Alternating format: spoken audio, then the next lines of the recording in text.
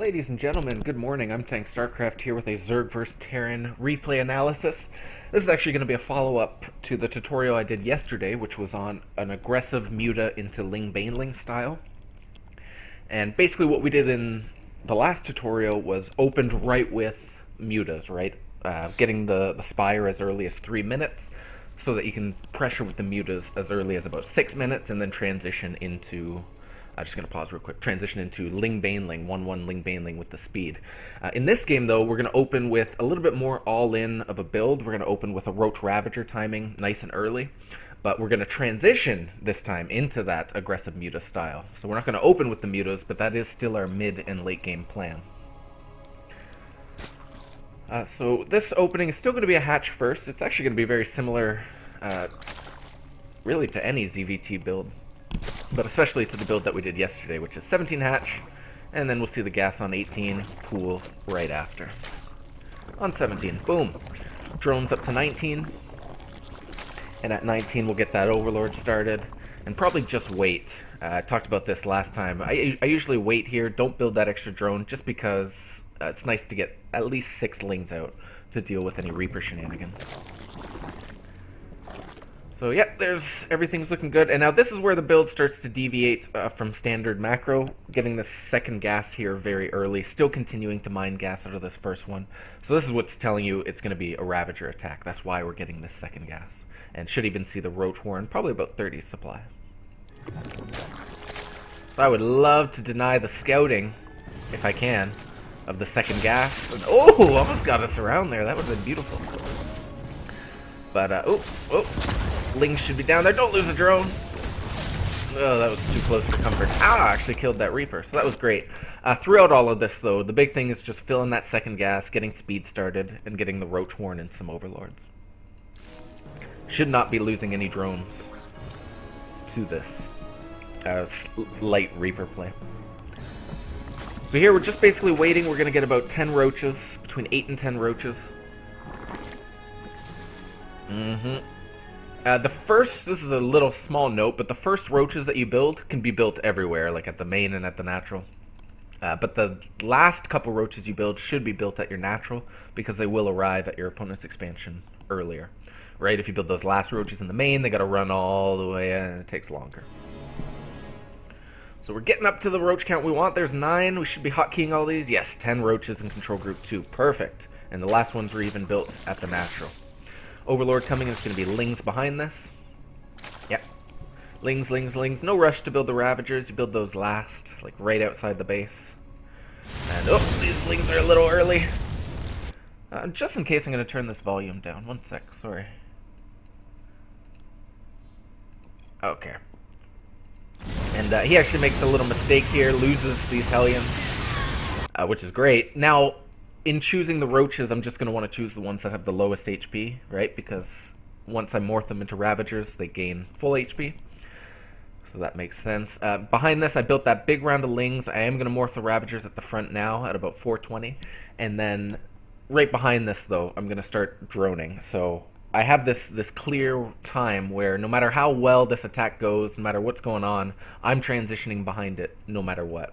Because building slow roaches here, it's going to take so long to get across the map.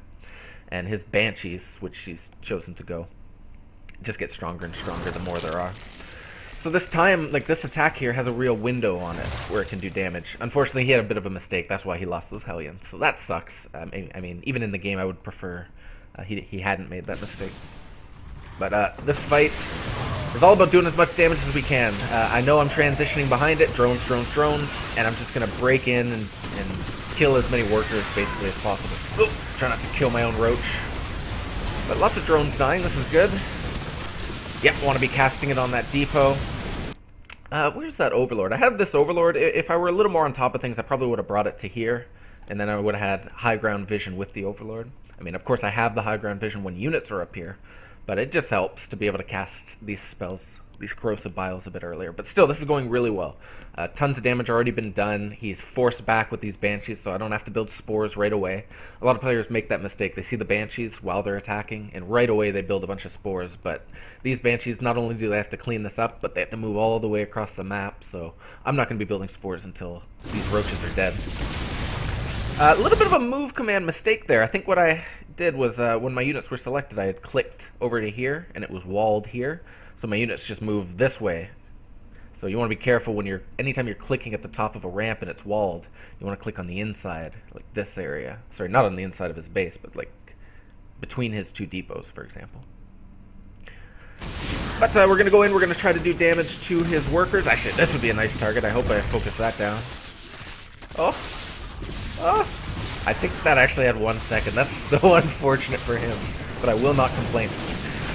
This is, I think, actually probably pretty close to game-ending damage already, to be honest. If we look at the income, yeah. And even this build, like, he didn't have a third command center. But nonetheless, even though this is going on, the big deal is droning up the expansion. And the real key to this is fully saturating the expansion before really doing anything else. So even that lair was delayed until I had hit about 16 at the natural. And didn't take these 2 gases super early, right? Didn't want to be sitting with 11 workers mining at my expansion.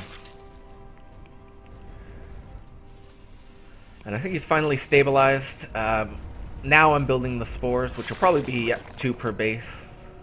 This is the positioning I prefer. I know some players do it differently, sometimes 1 at the front and the backs, or 1 in the middle. But I feel like I can defend everything with this. So what you might notice is no third base yet.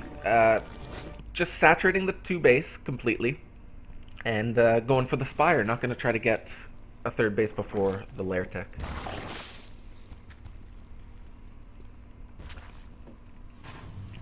And I feel like I have to do that because of these banshees. If I had tried to take a third base and hold it with just queens and spores, it would have been so hard. I would have had to invest so much. I wouldn't have hit this saturation on 2 base. It would have been a mess. I think the only way to approach this is to quickly get the spire. These 4 roaches are just in case he shows up with like 8 hellions or something. Just in case of that. But there's the spire at a reasonable time. So remember, in the first game, we got the spire much earlier. In this game, we're getting it really off of the same economy as last game, just later in the game because we went for that Roach-Ravager attack. And I would love to get my third base anytime around now.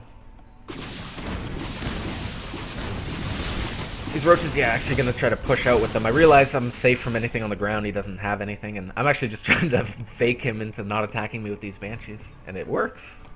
I'll take it. I'm going to try to steal this third base. I don't even really care if it gets cancelled. I can just build the mutas and get it a bit later. Oh, don't lose the queen. That was so close. Pulling the main queen down to help, that's good.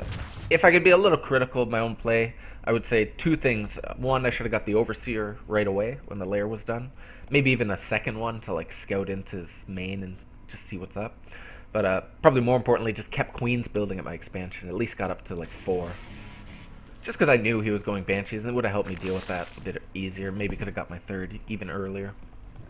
But nonetheless, what do we see? Well, we got the 9 mutas coming, and then right into the double Evo and Baneling Nest. We're going to want the 1-1 and Baneling speed behind this. Am I going to use the mutas to defend that? I think the queen will be fine. Yeah. And just going to try to get right into the mineral line and do as much damage as possible with these mutas. What are we doing behind it? Droning, 1-1, and Baneling speed soon, too. Actually getting the air upgrade in this game, too. Don't mind that. So yeah, targeting workers. Again, what's the real purpose of this, aside from a little bit of economic damage? Really just to keep this army, whatever the heck it is, this bio army with tanks and stuff, away from my base. Like, if he pushed out with this right now, it would actually be pretty tough for me to defend it. I would only have speedlings and like a couple mutas, so really I just want to keep him back in his base while I get all these upgrades that I need to be a force in the mid-game. Droning up the third base. Love that it can be a gold on Prion. It can actually be 2 golds pretty soon. Do not veto this map, Zergs. It is so good.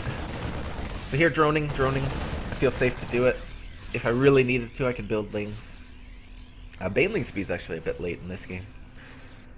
And yeah, I'm gonna see that 4th base go down soon too.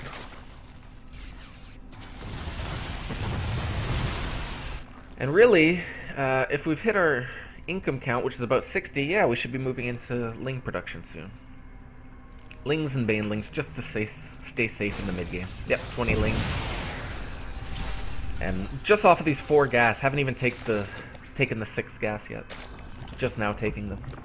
I'm going to be able to make tons and tons of Zerglings.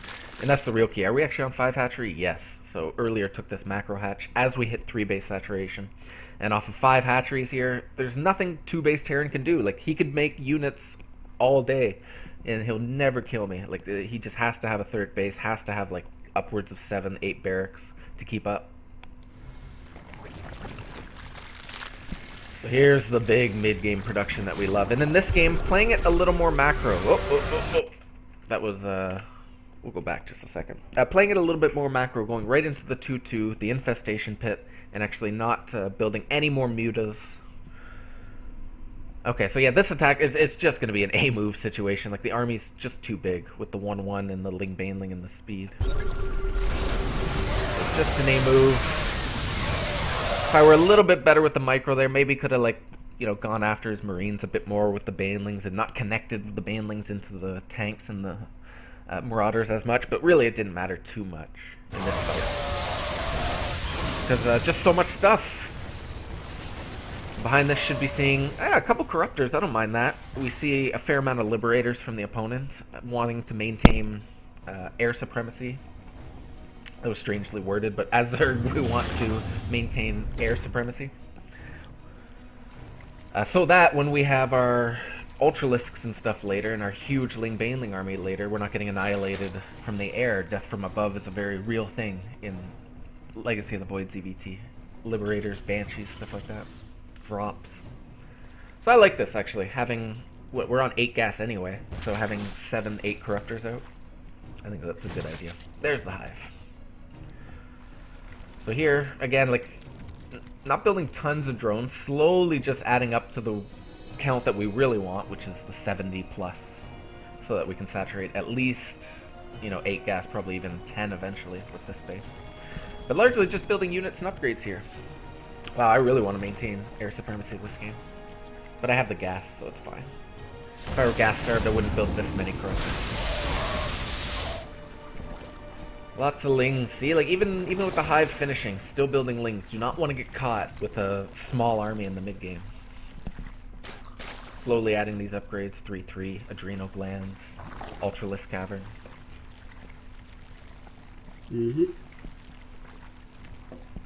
A couple more drones, let's see. Yeah, that's just to get over 70. I mean, in theory, on this map, you don't even quite need 70 because you have 2 gold bases, so your mineral economy is just so crazy. But still. Still good habit.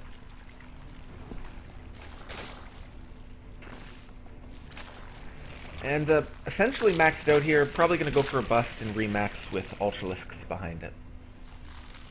If I wanted to have some finesse, I would probably use these Corruptors, take out the Liberators first from the high ground. Like, these things take so long to kill, Corruptors. Like, him trying to kill them with Marines takes forever. So you can easily snipe Liberators that are a little too advanced. But not doing that, it looks like just A-moving. Who needs finesse? And remaxing Ultralisks and all the crazy upgrades behind it. But it doesn't look like it'll come into play in this game. All in, my opponent says. It was pretty all in, to be honest. The first attack hitting at like 430 is quite an investment, but you definitely can transition. Like, it's not so black and white. Definitely not in Legacy of the Void. So yeah, anyway guys, I hope you enjoyed the tutorial. This was basically a Roach-Ravager attack into Mutalisk, into late game style. Let me know if you have any questions and what you'd like to see in the future. Thanks. Bye.